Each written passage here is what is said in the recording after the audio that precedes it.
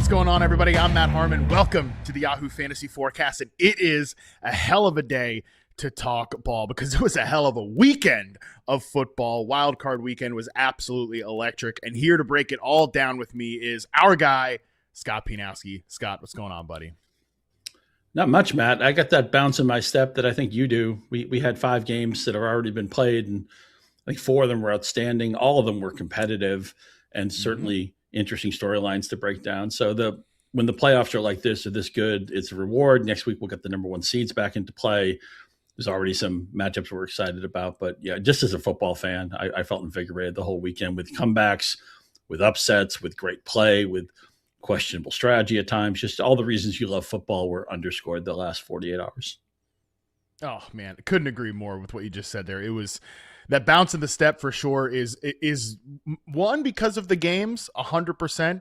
I was also up until like past 1 a.m. last night, breaking it down live with Nate Tice on Football 301. So shout out to the new espresso machine that my wife and I bought because I definitely needed that this morning because it was a late night. But I'm still invigorated, not just by the caffeine, but by the football that we watched this weekend because it was fantastic. We have a ton to break down here today. We're going to recap the games. We're going to discuss performances from the winners, fallout for the losers, some things that actually might matter for the 2026 fantasy season. And what a weekend it was, man. 12 lead changes, more than any in postseason history, and we've still got 1 game to go. So we shall see what the Texans and the Steelers have for us this evening. But let's recap the games that we have seen so far. And let's go back to the beginning because I actually think this is the most fun way to do it because the Saturday games, in my opinion, were the 2 best of the weekend. Let's start it off with the first game here. Rams 34, Panthers 31. Let's start with the winners here as we always do on these recaps. Scott, the Rams avoided a disaster at the hand of the Carolina Panthers. This was a close competitive game. It was very back and forth. Ultimately, the Rams are able to pull it out on a fantastic throw and catch from Matthew Stafford to Colby Parkinson. Yeah, the Rams back in business. They get Devontae Adams in uniform. They get 31 targets to Puka Nacua and Adams. They have a tight end touchdown, which they usually do. If you could draft somebody named Rams tight end, you'd have 18 touchdowns in your bank. So the offense did its job. I think the surprise here was that Carolina did as much as they did on offense, but the Rams still very dangerous. I think at the current moment, they're the betting favorite to win the Super Bowl. That's how people feel about the Rams, even though they're going to have to go on the road this week and maybe the rest of the playoffs. But certainly a dangerous team. The defense surprisingly let Carolina, scare the Rams for basically 3 hours. But Matthew Stafford, the front runner for MVP, that makes sense. You could argue Puka Nacua might be the best player in football right now. That's how great he is. Yeah. And I was encouraged. Adams didn't do a ton with his 13 targets, 5 catches, 72 yards. He didn't score a touchdown. But just to see him healthy and running routes after the time he had missed, he's obviously a key piece. When you have an offense that's concentrated as much as it is on the stars that they have, to be playing down a guy like Adams is critical. So one of the things I wanted to look at is just does Devontae Adams look healthy, right? And I thought he passed that test, even if he had a substandard game by his usual, lofty expectations. But I think the Rams are certainly going to be in the NFC Championship game. No offense to the Bears. We'll talk about them in a minute. But Carolina, I thought this was going to be a blowout. It obviously wasn't. And I'm encouraged by what the Panthers did on the other side. But the Rams, the offense, I thought business as usual. They put up 21 first downs. They put up over 400 yards of offense. That should be enough to win most weeks, and it was barely on Saturday.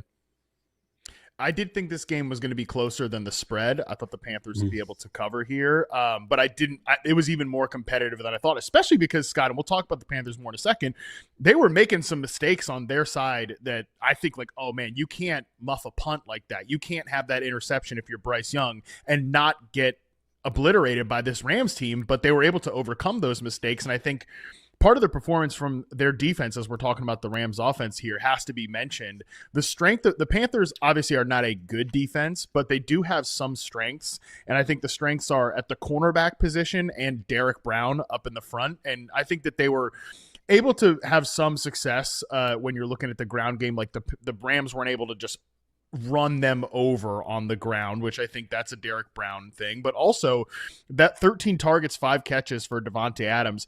Mike Jackson is a guy that didn't get enough credit for the Panthers this year. I was actually talking with Nate through those games, and like we did an all underappreciated team on Football 301, and Mike Jackson was a guy that I wanted to bring to the table, and he was like my first guy off the list at cornerback. He's had a really nice year for this Panthers team. J.C. Horn obviously is a really good player as well, has had a strong season, and when he went out with an injury and didn't finish the game, I think if you're and look, the Panthers obviously. I know there's no moral victory. Nobody wants a pat on the back. The guys that are on that team are hurting today. There's no question about it the last 2 days. But I think if you're a Panthers player, you got to be wondering, like, man, if J.C. Horn doesn't go down in that game, and it's the pass along the right sideline there that Colby Parkinson catches from Matthew Stafford, like, are we talking about potentially a different outcome in this game? Like, that is how close it was that I think you can imagine that, which to me, if you're a Panthers believer at all, that does feel pretty good that it was even close and competitive like this. Again, we'll talk more about the Panthers, but I thought that was actually an interesting game plan from the Rams here that they had like kind of to attack the Panthers on the boundary with Davante Adams so much when, number one, he's coming off injury, but number two, it's kind of the strength of this Panthers defense here. And also just, man, what they did with Puka was just ridiculous. I mean, he gets 18 targets. He carries the ball 3 times. So 21 opportunities, 2 more touchdowns. I don't see any reason why you couldn't take Puka Nacua with the number 1 overall pick next year. Some people might think it's JSN. We saw running backs had a really strong fantasy season. But if you go to your draft lottery and get the number 7 pick, 9 pick, whatever, you're not getting Puka Nacua. He's going to be above the fold. And I think could easily be the number 1 or number 2 pick in fantasy leagues next year. Yeah, when we did a mock draft on the final episode of Fantasy Football Live this year, I did take Puka Nacua with the first overall pick. And I think obviously you can't really go wrong with Bijan Robinson, but 100%, man, it's like Puka is just so automatic. 18 targets in this game, 10 catches, over 100 yards. He has the 2 touchdowns. He gets some rushing work as well. And yeah, it's just like if Matthew Stafford is back with this team next year, which I almost think he's played so well that I think even if they won the Super Bowl, which I'm a little more skeptical about the Rams as a contender than maybe the betting odds. We could talk about that more when we get to the Bears. I actually think the Bears offense matches up really well with this Rams defense, but we'll get to that in a second. I just think that, and Matthew Stafford suffered a sprained index finger. There was a lot of finger gate with these quarterbacks here this weekend, but I even think that Stafford, even if they win the Super Bowl, if that does happen, I don't know if he's retiring on, quote, on top because he's playing at such a high level. If Stafford's back next year, I have no hesitation ranking Puka Nacua as the number 1 overall player because those opportunities are just so automatic for him. I do think if we're poking holes in the Rams' status as a contender, and I think this transitions us into what the Panthers did here in this game. Number 1, they do have a special teams problem. I think there's no question about that. They fired their special teams coach during the season, so I think that's part of it. The other part of it is I still think this secondary for the Rams is a problem, and Carolina really exposed that exactly kind of in the ways that Joel and I talked about on the preview show, which is they've got these big perimeter wide receivers in Tetero McMillan and Jalen Coker, shout out, 9 catches, 134 yards and a touchdown. They went to work on those corners, and I do think that some of the teams remaining in the NFC playoff field can probably get them the same way. Yeah, McVay may eventually pay the price for not having up to par special teams. The Rams are a team that just likes to kick the ball deep and take it to 35. We'll allow that, which just goes against the way most teams play. We should also mention, by the way, Blake Corum once again got to double-digit touches in this game. So that's 5 out of 6 games he's done that. It was basically a 60-40 split between Williams and Corum. So they've made both of those guys viable. But if the Rams do get eliminated at some point, you're going to wonder if that hole in special teams, and what is that? I mean, that's just the bottom 10, 15, 20% of your roster. A lot of times that's depth. Sometimes that's coaching. Some of the best coaches in the NFL history, Belichick had a special teams background. We know John Harbaugh made his bones in special teams before he became a head coach. But you wonder at some point if that tax will have to be paid by the Rams. Yeah, it's definitely something that I think is just going to be in the back of your mind. But let's talk about the Panthers here in this game. Like I said, I just thought it was a really about as good of a performance as you possibly could have imagined from this Panthers team overall. And specifically, I'm curious what you thought about on the offensive side here. I think Bryce Young, like the first interception, that's a throw he can't make. I know that Jalen Coker got some crap for that about like, did he stop running his route? Like, no, he settled in the right spot. I think Bryce probably didn't come off of it fast enough or threw it into the wrong window. But other than that, I thought he was, it was a typical Bryce Young game, but man, the receivers really shined here. McMillan made several big plays. Jalen Coker obviously was awesome. People that listen to this show know I love Coker as a player, and I'm kind of happy that the whole world got to see why. Like he's not just some like, oh, cute UDFA. He's really like a legitimately good player, and I'm very excited about him in 2026 and beyond. But what are your feelings about Carolina coming out of this game? Yeah, you got to start with Coker. So the last sight we see of him is 9 for 134 and a touchdown on 12 targets. Shout out Holy Cross, as you mentioned, undrafted from a non-traditional football school. Unfortunately, because he has this game, you got to remember with the playoff games, they're all island games. We're all watching them together communally on social media. We're sharing, we're exchanging. And so when everybody comes to Coker's name in draft season, even in early spring, best ball season, all that stuff, they're going to think of what he did, the way he ended the season. I mean, he was quasi-playable down the stretch in the regular fantasy season. Then he has his best game of his young NFL career in the playoffs. So I wonder if he's going to be a helium guy next year. And justified, of course, also if he gets the Matt Harmon check of approval, we know how much that influences the market. There's no way to avoid that. So I want to draft Coker next year. I'm excited about Coker. I'm just wish he had done this a little quieter, or maybe without the whole world watching him. We also have to, the two questions we can't get away from. Obviously, the backfield, Rico Dowdle had a moment, then he fell off. They didn't really get a running game going. Dowdle is a free agent, so I'm not sure how they're going to handle that. Hubbard had the breakout year last year. They'll have to sort through that. Bryce Young, can he be a plus quarterback? Can he be even a league average quarterback? I was optimistic after the way he ended the previous season. For the most part, that optimism was not rewarded. He played well here. He played well at moments, but just not enough consistency. Too many weeks, you'd look at Bryce Young and you'd be like, oh, he's projected to throw like 180 yards today. I have McMillan interests. I hope he gets half of that. He might. And Ted McMillan certainly looked like the guy. He justified where he was drafted, and he's a right answer for sure. But if this team's going to go anywhere, I think Canales is the right answer. Bryce Young needs to be at least league average, if not a little bit better. He's obviously not getting any taller. That's going to limit how he sees the field and certain plays he can make.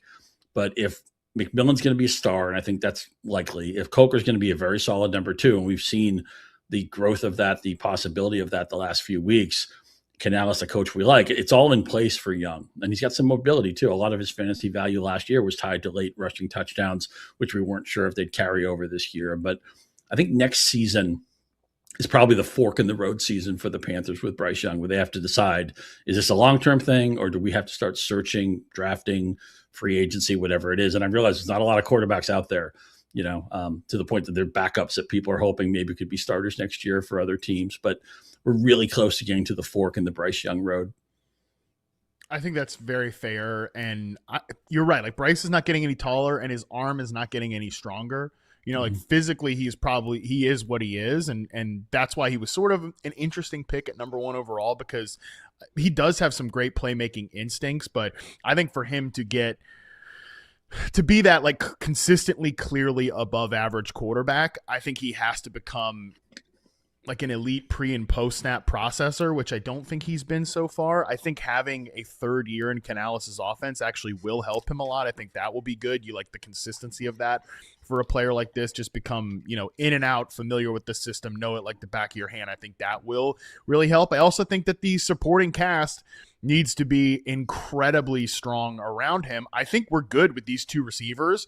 I think we could Leggett, I think we're in a tough spot with that. We could probably add more of a needle-moving third receiver, although I think they like what Jimmy Horn has done for them as a speed motion guy. Oh, man, by the way, Jimmy Horn catches that pass at the end of the game. They might be able to continue to make the drive there like that. So that, again, maybe a third receiver, maybe more of a needle-moving tight end here, which will complicate the question from a fantasy standpoint. And the other thing I think we should talk about, you mentioned Rico Dowdle. Not only is he a free agent, he had comments after the game essentially alluding to his lack of opportunities down the stretch and in this game will influence his decision when it comes to free agency. He wants to be the main guy. I don't know if he's going to get an opportunity to be a main guy somewhere, even though I think he is a really good back, but certainly sounds like a guy who is probably moving on here. Are they going to keep the door open for Jonathan Brooks, their former second-round pick, who didn't play all this season because he tore his ACL last year and had a torn ACL in college. The offensive line lost Ike Ekwonu early in this game to a serious knee injury. He's probably in doubt early in next season. Cade Mays is a free agent. He's been playing really well for them at center this season. So, yeah, man, I think there's a lot of questions specifically in like the identity. Like, it's funny. We think about the Panthers, we think about the run game, and Canales talks about the run game all the time. And I think they were awesome running the football this year. I think I actually have more questions about what the future of the run game and the offensive line looks like than I do what the passing game looks like, just because I'm really bullish on these two wideouts here. Yeah, me too. I still 27th in points, 27th in yards on offense this year. That has to get better. You mentioned the possibility of maybe them adding an impact tight end. Now, we don't have the great 2025 tight end class repeating from everything I've seen. There are going to be interesting players coming to the league, but we just had a year we're going to look back on and say, these, and we're going to talk about one of those players in a minute. But I would love to see Bryce Young have that easy button to press with somebody who can dominate, who's the tallest guy in the field. That would certainly help. Dowdle going to be 28 next year, so it's, he's lightly used. He hardly played for the Cowboys. Sorry, producer Colin. He had that one kind of quasi breakout year there. And then this year he does get over 1,000, but he wasn't used a lot down the stretch, didn't play much in this game. So you just wonder if he's going to land somewhere else. The good news, though, nobody in the NFC South looks that great. I mean, the Falcons just fired their coach. It's kind of a fork in the road year for the Buccaneers. The Saints are on the upswing, but it's not like they're a juggernaut by any means. We're just happy that they were a competitive football team at the end of the year, and I think they had a 4-game winning streak until they lost the final week. Shuck looks like somebody who could be a pretty good player for them. We were all excited Chris Olave had that season, but I don't see why 10 wins wouldn't win this division. I think 9-8 would give you a puncher's chance. The 8-9 was kind of a fluke. It's hard because they all play each other. Somebody usually is going to get to a winning record, but I think the NFC South is going to be gloriously and in a fun way, chaotic and messy and screwy and all those things it was this year. I think we're going to see a lot more of that next year, and Carolina will be right in the middle of it. Yeah, I feel the same way. I'm weirdly excited to watch that NFC South mess play out in the offseason and into next regular season as well. Let's go to the next game that happened on Saturday, the NFC North matchup, Packers 27, Bears 31. And let's talk about those Chicago Bears, man. I don't know how you felt, but at halftime of that game, I was ready to be let down. I was like, oh, man, unbelievable. We got that great start from the Panthers-Rams game, unexpected. And now, like, the Bears are going to get blown out here, but the Bears do what they've done all season, which is claw back. They don't quit. They fight. They get crazy in the fourth quarter. This from Next Gen Stats, from 6 minutes and 51 seconds in the second quarter to 2:59 in the fourth quarter. The Bears win probability never exceeded 25%, reaching a minimum of 3%.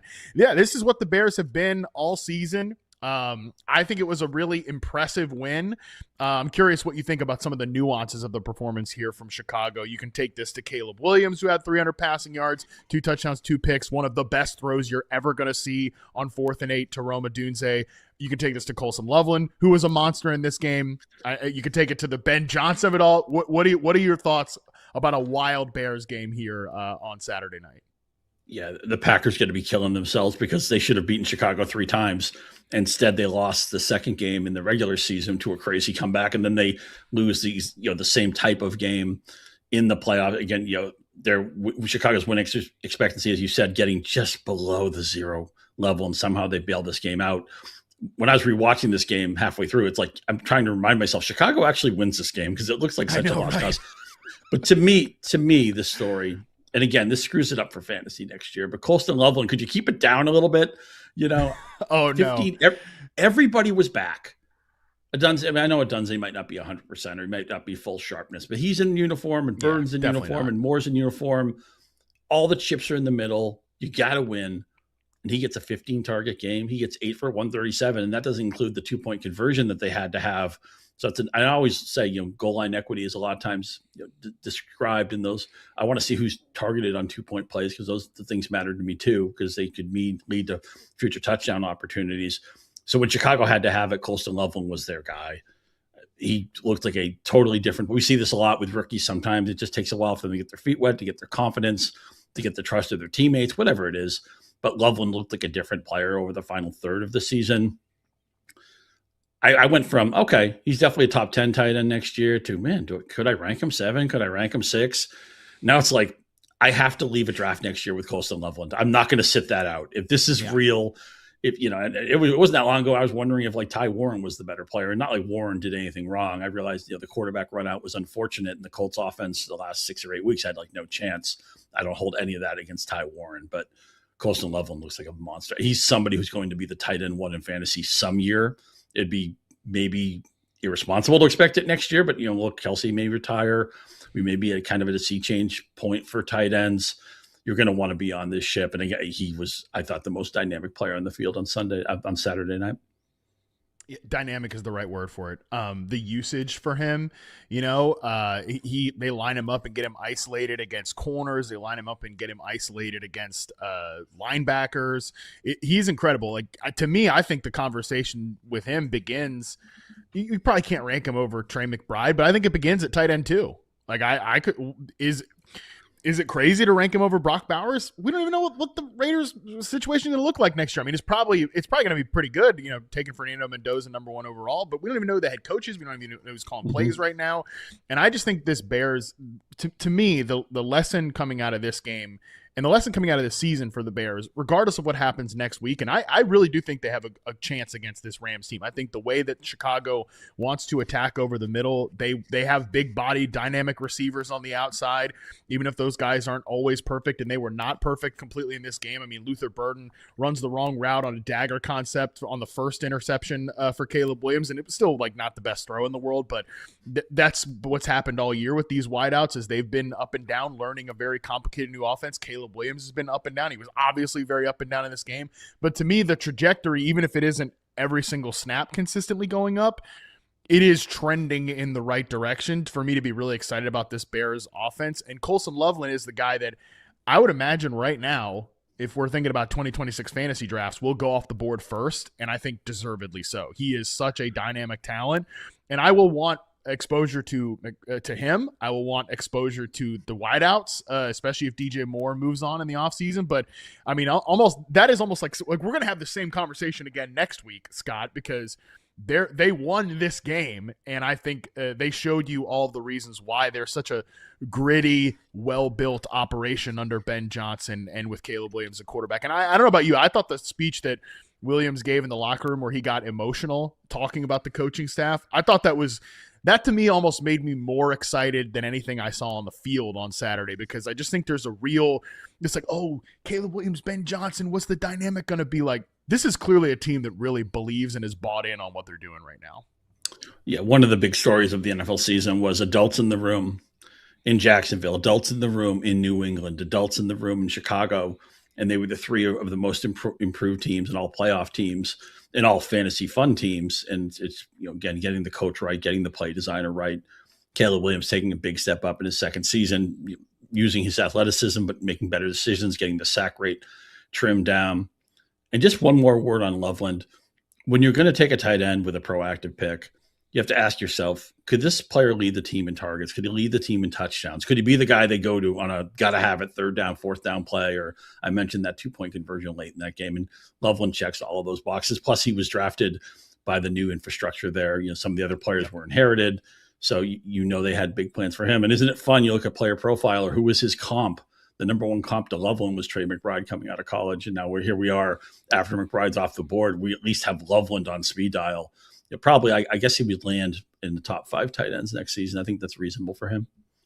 Yeah, destiny, top 5 tight ends, no question about it. And yeah, again, Caleb Williams, that throw to Roma Dunze, I just got to say it again. It is one of the best throws you're ever going to see in your life. I mean, the situation, it's 4th and 8. How he gets that throw off is unbelievable. He's no feet on the ground. It's an insane throw. And that's like where he is at this point. He is going to have some horrible misses that drive you crazy. He's going to hold the ball a little bit. He's going to be a little too slow to trigger on things when they're open, especially when it's the primary read. If that stuff can ever get better, I mean, he is going to be one of the best quarterbacks in the league. He's not one of the best quarterbacks in the league right now. He is an up and down player, but it's like cons, he's going to miss some throws that are going to drive you crazy. Pros, when he hits the throws, they're the best throws that you've ever seen in your entire life. Like, that's who Caleb Williams is right now. Yeah, I mean, his sack rate went down from 10.8% to 4%. That's huge improvement. And his highlight tape might be the best highlight tape in the league right now.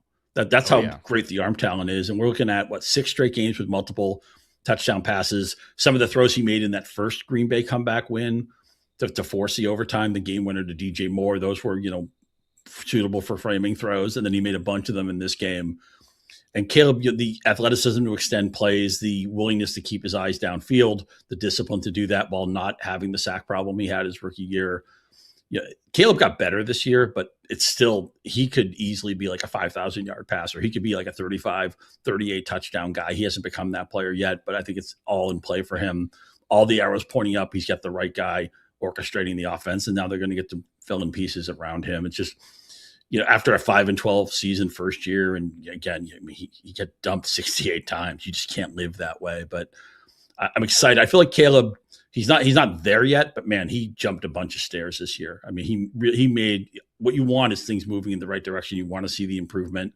You want to see the better pocket awareness, and he's just checking so many boxes. And sometimes he's just going to win because he's such an exceptional athlete, and he can make throws that we're talking about. Josh Allen can make, Caleb Williams can make, maybe Stafford can make. 3 or 4 guys can make certain plays in this league. Caleb Williams is on that list. Let's talk about the Packers here, who I think their quarterback had an excellent game here as well. We showed the tweet earlier that a quarterback hasn't had this type of performance since Josh Allen and lost in the playoffs when we're talking about that 2021 divisional game. So that's where they are. I mean, there was a lot of talk after the game, like, is Matt LaFleur going to get fired? I understand why those conversations, might come up here, but at the same time, the reports from today from Adam Schefter are, though, that they're going to try to work out a deal in the coming days to keep Matt LaFleur, which I think that's the correct call. Look, I mean, I am the type of person, Scott, that has started to roll my eyes at when we defend a coach, we immediately we just go to, well, their side of the ball is good, and like, oh, look at the Packers EPA numbers. I think that's nonsense because you're the head coach of the football team, and the football team does need to be better. But I think we can also use our brains here and realize there's a lot of context for this Packers season. Losing Tucker Kraft and Micah Parsons, like, those are 2 of your best players on the team. And the whole reason they went out and got Micah Parsons, Scott, was so that they didn't have to be the team that lost in the first round of the playoffs because they would get that closer. Well, they don't have that guy. Like, that was the whole point of this season. And obviously, like, that happens. It's a reason. I don't think it's an excuse. I still think Matt LaFleur is the right guy to captain this ship. I think Jordan Love is the right quarterback. I think any conversation outside of that is probably one we can, I don't know, maybe you disagree, but I think it's mostly just like stuff made for talk shows, which is not what this show is. But what do you think the Packers need to do in the offseason? Like, what should they put on this year? First of all, LaFleur, totally agree. This guy's won 65% of his games and gone to the playoffs every year but one since he took over this job in 2019. Now, I get why maybe Baltimore moved on from Harbaugh, or all the Tomlin discussions we get, because they've been there for 2 decades. Yeah. Sometimes you just need a different voice. Right. This is not, LaFleur hasn't been there so long that's like they're tuning him out or anything. It'd be a folly to get rid of him. And I realize, like, some people are like, why were you throwing so aggressively at the end of the game? Just let Josh Jacobs, control it and take it home. Well, maybe Jacobs wasn't healthy. They did move the ball into field goal range. It's a right answer. LaFleur's a right answer. What did they lose this year, right? They lost Parsons, their most important defensive player. They lost Kraft, the most important part of their passing game. And then Love missed a chunk of the season down the stretch. And then they finally had to mail in that last game, Malik Willis. And, you want to proof that Matt LaFleur is a great coach. Look how decent this offense was with Malik Willis. We talked about backup quarterbacks maybe being started for somebody else. He's a free agent this year. They were a good team with Malik Willis playing quarterback. Now, of course, Willis deserves a lot of credit for that, and he's probably going to get a big bag of money for it. And, good for you. You deserve it. I can't wait to see him be a starter next year. But Matt LaFleur's fingerprints are all over that. So, I would say with Green Bay, keep doing what you're doing. Hope you run a little bit luckier with the injuries, and it's going to be a very competitive division. Obviously, everybody had a winning record this year. The Vikings, 5 in a row to end the season. If not for quarterback problems, they'd be in the playoffs. Detroit will still be good again. Can't wait to see who fills their offensive coordinator chair with a lot of interesting candidates floating around. But now Green Bay, Love's the right answer. LaFleur's the right answer. We saw Christian Watson start to play better down the stretch when he was healthy. I know Romeo Doubs is a free agent. I would like to see LaFleur maybe lean on his better players when he identifies them in the receiver room. I think sometimes he's a little bit platoon happy, but they ran unlucky with injuries. For them to get to the playoffs and basically have a playoff game theirs to be won, Chicago took it away from them. That happens. But I still think this is a successful season for the Packers. That's where I come down as well here, and like I said, I think there are legit things you can criticize LaFleur on. I agree with your point about the platooning in the receiver room. Dobbs is a free agent. I wonder if he's back. I think he might have played himself, especially again. Great final game here from him: 8 catches, 124 yards, and they were just smoking the Bears in man coverage all day. And Dobbs is a big part of that. I wonder if he's played himself into a bigger deal elsewhere, and then we could talk about a 4 receiver room of Jaden Reed, Christian Watson, Matthew Golden, and Dontavian Wicks is back. So I think there's enough depth there. You drafted Savion Williams last year. I think he's mostly a gadgety player, but we'll see about that. I think actually you mentioned Josh Jacobs. That's one thing that is, I think with LaFleur, the biggest criticism I would give him is that I think at times he's coached this team with a lack of awareness of where the team is. And I think specifically in the run game, we don't talk about this enough because Josh Jacobs was mostly good in fantasy this year because he scored a bunch of touchdowns. I think the run game left a lot to be desired throughout the course of the year. And I think some of that has to do with Josh Jacobs constantly playing through injuries, which is great. Like, he's a warrior. That's awesome. But I think it hurt the team at times. Maybe you need I think Emmanuel Wilson, who's a free agent, had a couple of nice moments this year, but maybe you need a better second pitch at running back to give like a true platoon here. I think you could look at some of the offensive line additions that did not work out for them. Maybe you think about that, but that to me is, from what I've got my eyes on this offseason, I think especially if Kraft is back and is close for 100%, you're good. Like in the pass game, you're good. And Kraft being there really helps the run and pass game in a lot of different ways. I'm not saying like you need to move on from Josh Jacobs or anything, but I would think about like, we can't do that again, which is just, when Jacobs is healthy, we're saddling him up with 19 carries, 1 for Wilson, 1 for Brooks, like kind of your secondary guys, and just slam his head into the wall over and over again for 3 to 3.5 yards per carry. And that's what I think did them in a lot in the second half, was you're playing a little too conservative, and that allowed a team like the Chicago Bears to get back into the game twice against you this season. Can't ignore in Jacobs' 7th season, his efficiency stats all went down.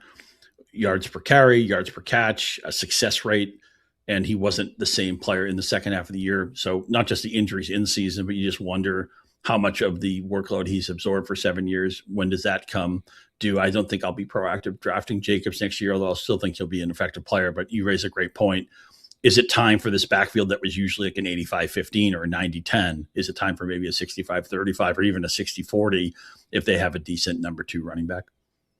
Yeah, maybe that's the guy they wanted Marshawn Lloyd to be, and he was just never healthy at any point during his NFL career. So I think at some point you can look at that, and I think that will happen this offseason. Okay, we are going to take a quick break. When we come back, we'll continue to talk about the games from Wild Card Weekend right after this.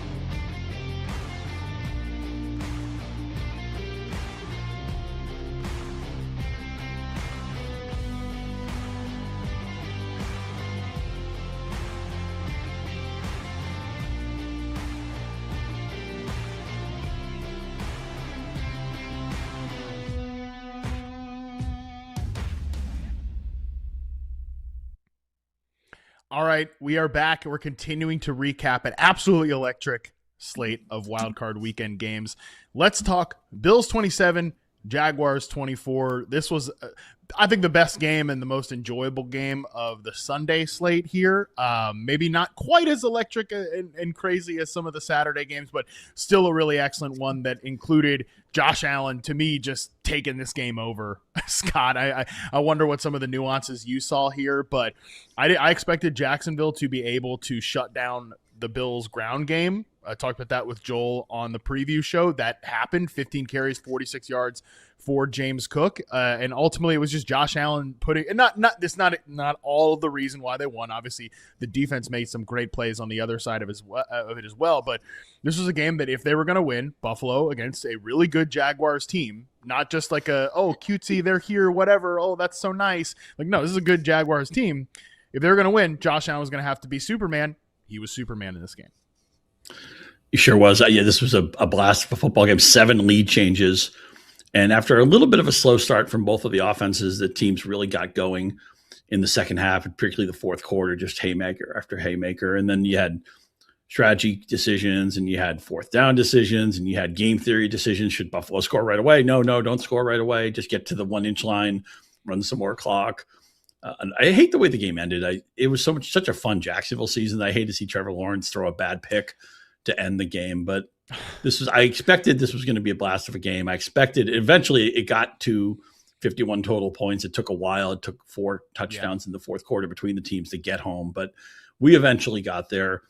Now with Buffalo, look, I realize everybody knows quarterback's the most important position in sports, but Buffalo can't win if Josh Allen isn't great every week. If Josh Allen's good against Denver, they're going to lose. If Josh Allen's good against Houston or Pittsburgh or New England, whoever they might meet in the previous, and then in the subsequent week, if they get past Denver, they're going to lose.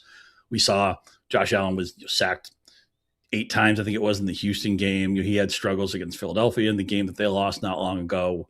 So, look, I love Khalil Shakir, and man, shout out to a guy who catches all 12 of his targets. Of course, they only went for 82 yards.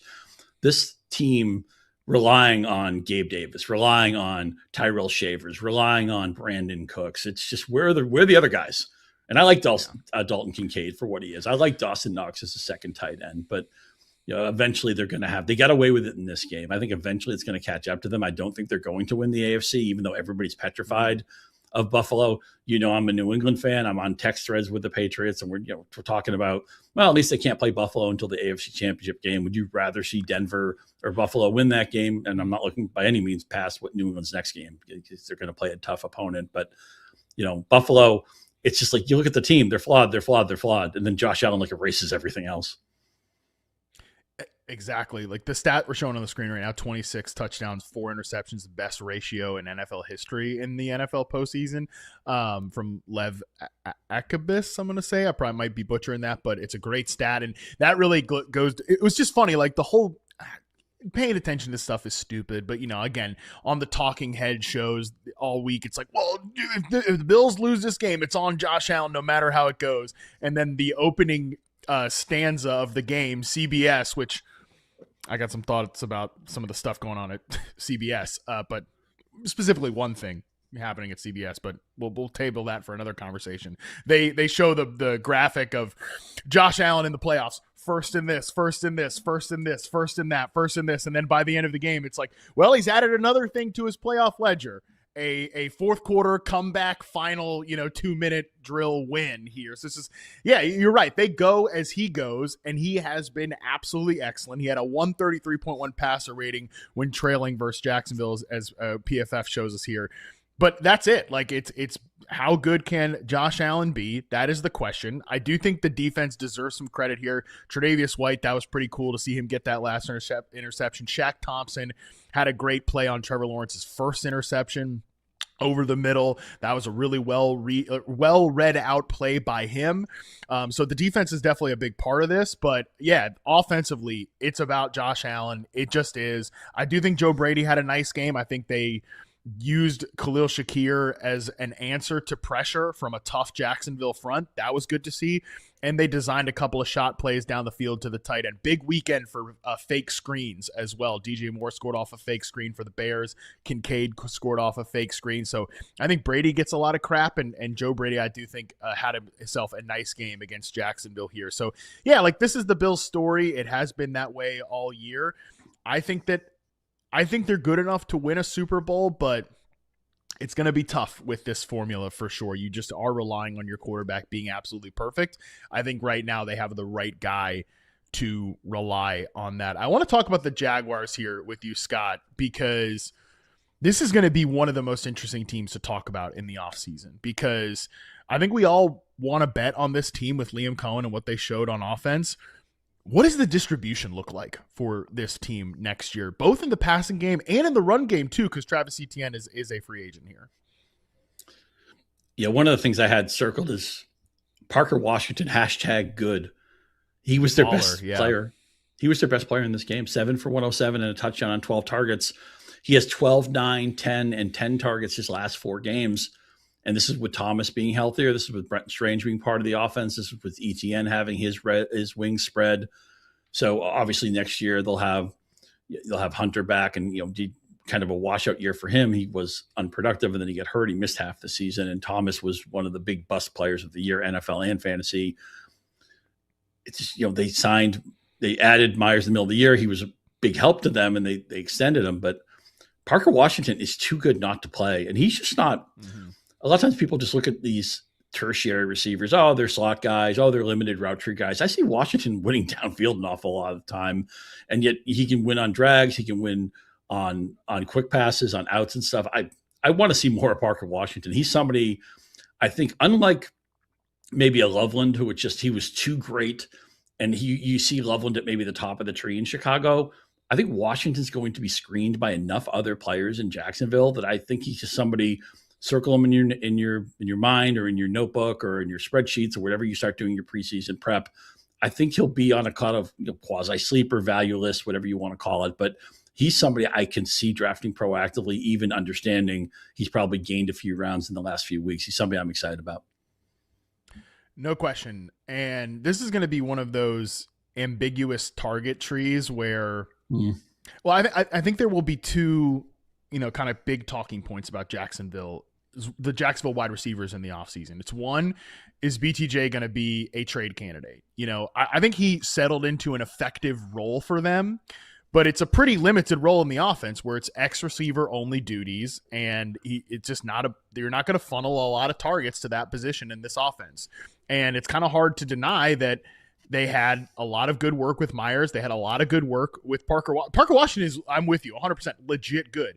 I reposted my scouting report on him from Reception Perception during the game, and I kind of called him like a Bud Light Golden Tate player. And that depends on what do you remember Golden Tate as? Do you remember him as like the Lions pop gun slot receiver, or do you remember him as like a downfield contested catch player with the Seattle Seahawks early in his career? He's looked a lot more like that, the latter version of that so far. So, and not even Bud Light, just full ABV Golden Tate is what he's kind of looked like. And I think he's got enough staying power here. That's going to be the talking point. Is BTJ a trade candidate? And also, is Travis Hunter going to play more cornerback next year than wide receiver? Because that corner room did kind of let them down in a big spot here. Maybe neither of those things happen. Maybe one does. Maybe both do. We don't know. But I will say I'm definitely taking my shots at these pass catchers in fantasy next year, regardless of kind of who's on the docket, because it's just a good offense, man. And I think there's a lot of sustainability here, and you want to take your shots on ambiguous situations and good offenses. I know Thomas did have a touchdown in this game, but he only had 2 targets in all the chips in the middle, we win or we go home game.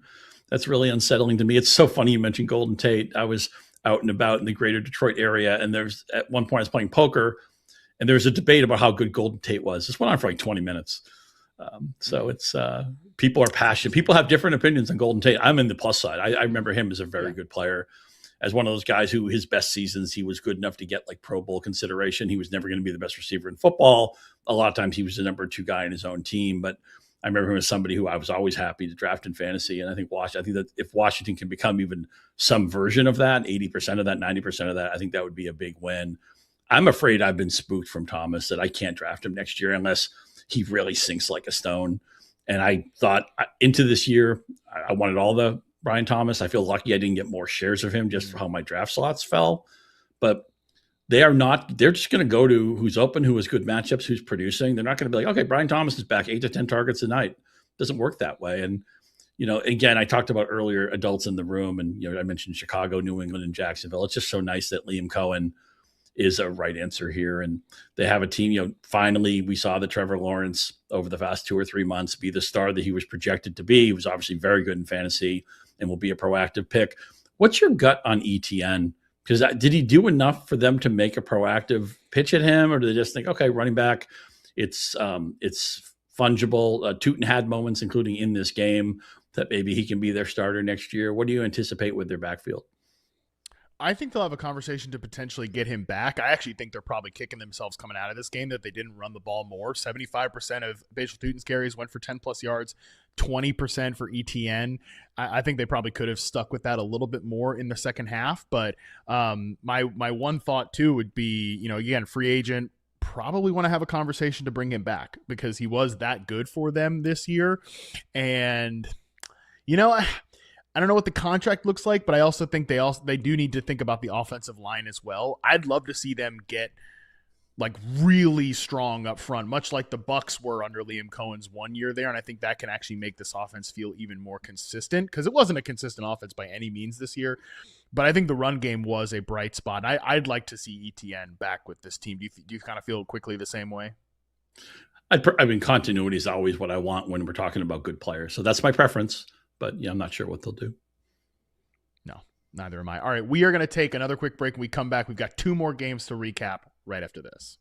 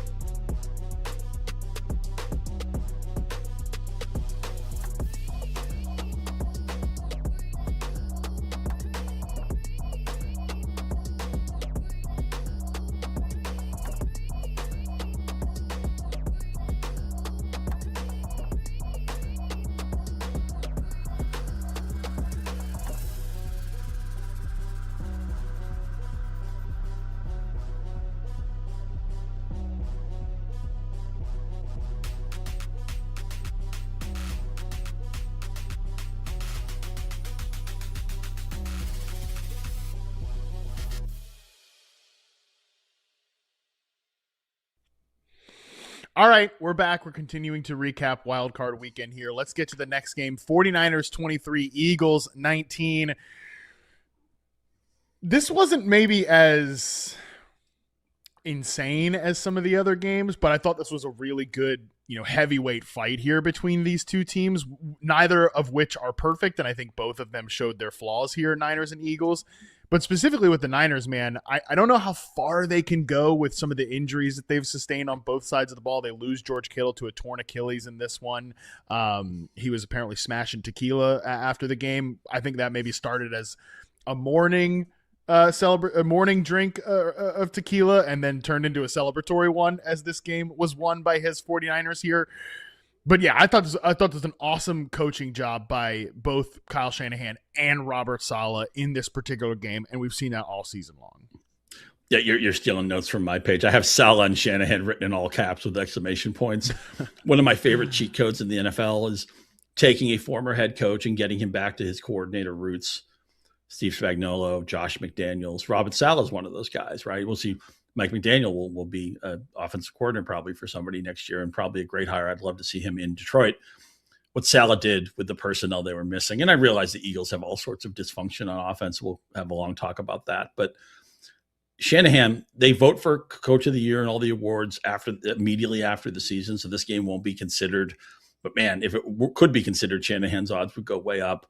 The fact that they somehow stole this game against an Eagles team that probably was better on paper, healthier on paper, is a feather in the cap to this coaching staff. And pulling off the trick play, I always get mad when teams pull out trick plays when they don't need them in the regular season in games that have already decided.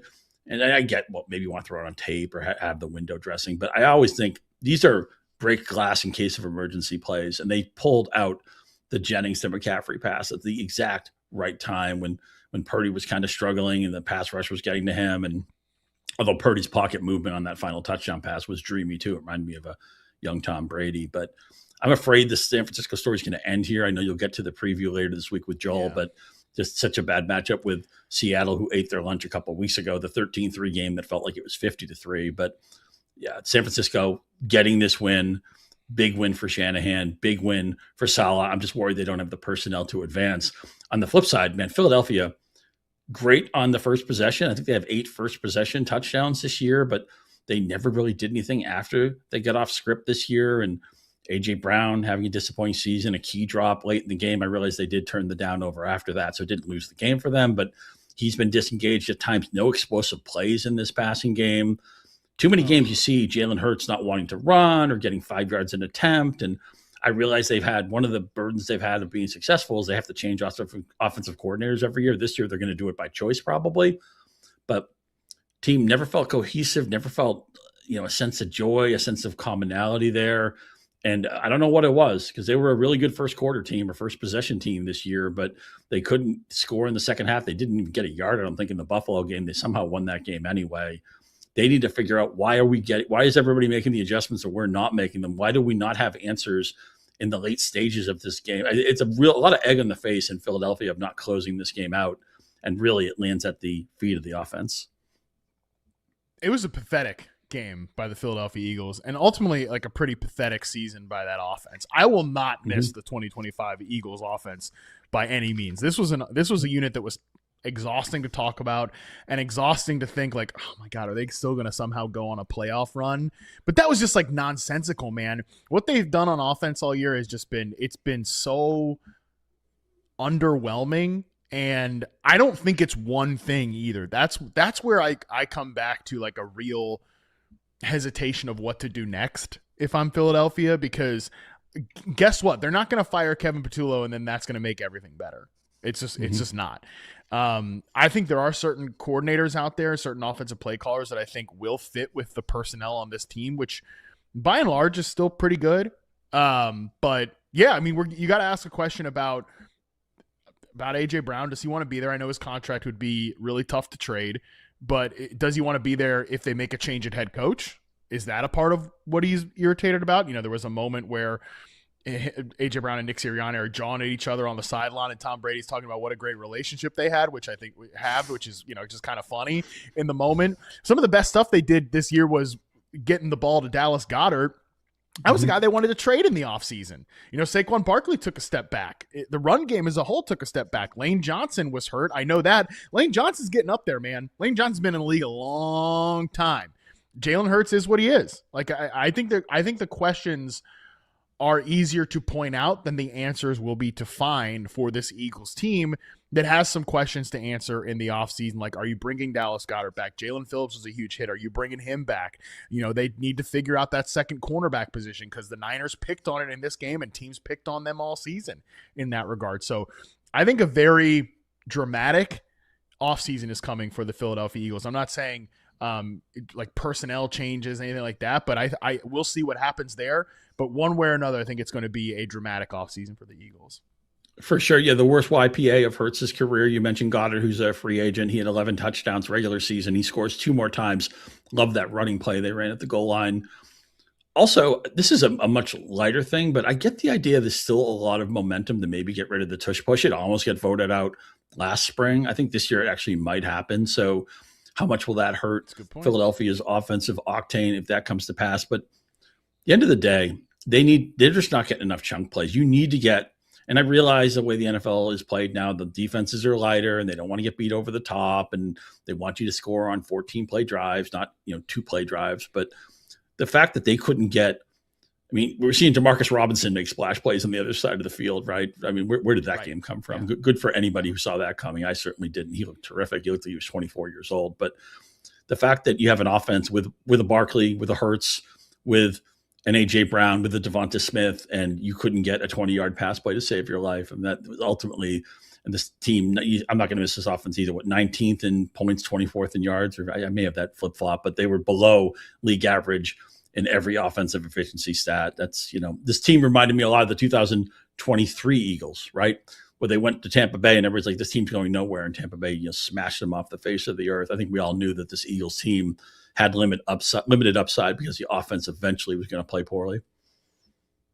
Let's get to the final game of the weekend here. And it was definitely the least exciting game. Patriots 16, Chargers 3.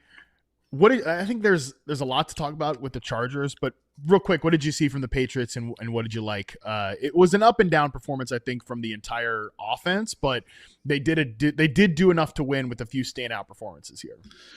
Enough to win, yeah. I mean, I didn't think Drake May was sharp to start the game, but he did enough in the second half, and the defense was really good. Milton Williams on the defensive line, when he's in uniform, they're much more difficult to run against, and we saw the Patriots, who are generally not a sack team, had a sack party against Justin Herbert, who ends up getting sacked 60 times this year, just way too many. The offensive line obviously was hurt from day one in Los Angeles. And they're another team, much like Green Bay, that the run out they had, just getting to the playoffs as a 7 seed and losing quasi-respectably, has to be seen as a win. Obviously, they have the coach and quarterback right, but they need better health, and they have some tough questions to answer. It was May's first playoff game. He probably was a little bit nervous. I still wish the Patriots had one more impactful player on offense.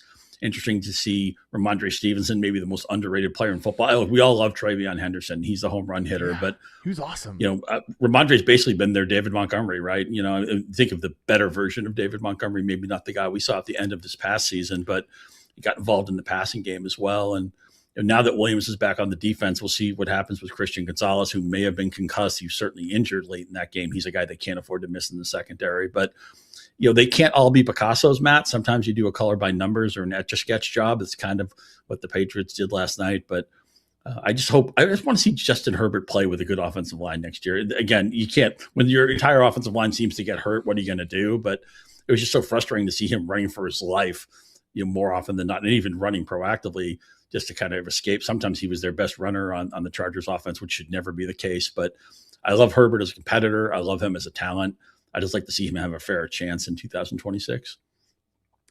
And I think that we could see some pretty big changes for the Chargers here. And I joked with our producers, Colin, JB, and Jung during this game that the 2025 Chargers felt like this sounds horrible, but it sounded like it's like an old dog that it's time to say goodbye to. Okay, like they've run out of rope here. Okay, like it's time for the Chargers to go because they just had nothing on offense with that offensive line. And I think Herbert did not play a good game here, but in some ways, what do you want him to do? It's just there's not a lot that you can do behind that offensive line and the protection plan that they put together and the route concepts that go on top of that protection plan. And that's where I want to kind of go here is that my initial reaction was I can't imagine Jim Harbaugh moving on from Greg Roman because, Greg Roman is a Harbaugh guy. He's been with both of the Harbaugh brothers. He was with Jim a long time ago. I always come back to there was like a little media availability that they did, Jim Harbaugh and Greg Roman, where they're like on the beach in LA, like outside of a camper, drinking beer, like they're, broing out, whatever. But after the game, Harbaugh said, he doesn't have the answer to that right now in terms of is Greg Roman going to be the play caller next year? And that to me means, he's out. I think now I'm almost expecting them to make a change And I think that has to happen because Roman is a guy that's not like offensively bad as an offensive coordinator, but when things aren't perfect, when you have a bad offensive line, then he becomes a net negative. And I would just like to see this offense, this quarterback, this skill position player. Like you got $100 million in cap room. Like this is the time to go and get that thing. And I do think you need better at play caller. And I imagine that is going to happen here. Just one more thing about the Chargers. They didn't have a player get to 800 yards from scrimmage this year, which is almost impossible to be a successful offense with that stat being a fact. Way too talented for that to happen. And I know the receiver room is crowded. I think it will be a little less crowded next year. I'd imagine Keenan Allen's probably not back, but they have some young, intriguing players there. Let's put a pin in this conversation and see what happens from a coaching perspective, because that I think will guide a lot of what we think about the Los Angeles Chargers heading into 2026 and beyond. Scott, hell of a show, buddy. Awesome to break this down with you. I was very excited to do it, and this conversation absolutely delivered. You're the man. Very excited to watch your Patriots go forward in the playoffs, and that's going to be a fun AFC and NFC field to break down. We're going to continue to do that all throughout the week here on this show, but as for our next program on Wednesday, Justin Boone is going to join me as we look back at what we got right and wrong about the wide receiver position this year. And we're going to open up the mailbag. Remember, fantasy mailbag, yahoosports.com for some more dynasty debates. That's going to be live at 5 p.m. Eastern on Wednesday. Until then, we are out.